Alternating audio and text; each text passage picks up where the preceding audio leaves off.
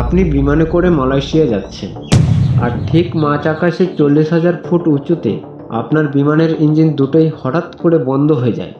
তাহলে কি হবে? জানলার বাইরে দাউ দাউ করে জ্বলছে আগুন, আর কেবিনের ভেতরে যাত্রীদের আর্তনাদ। আপনি কি জানেন ঠিক এমনটাই হয়েছিল 1982 সালের সেই ভয়াবহ রাতে?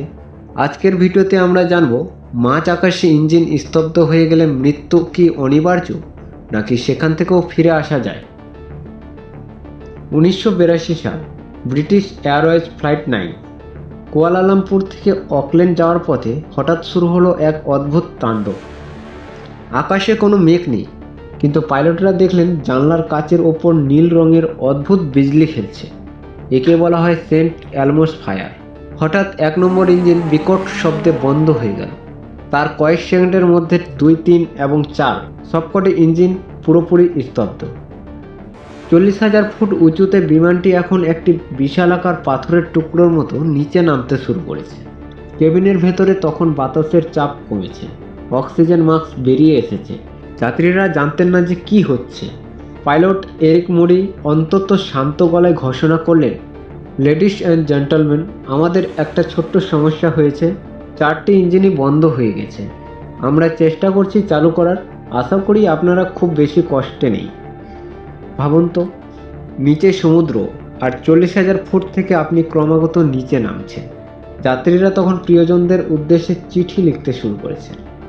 কিন্তু ইঞ্জিন বন্ধ হওয়া মানেই কি ক্রাশ? না, বিজ্ঞান বলছে 1 মাইল উচ্চতা থাকলে একটি বিশাল প্লেন ইঞ্জিন ছাড়াই প্রায় 15 মাইল ভেসে যেতে পারে। একে বলা হয় গ্লাইডিং।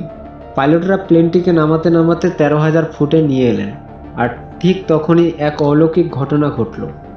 একের পর এক ইঞ্জিনগুলো আবার প্রাণ ফিরে পেল।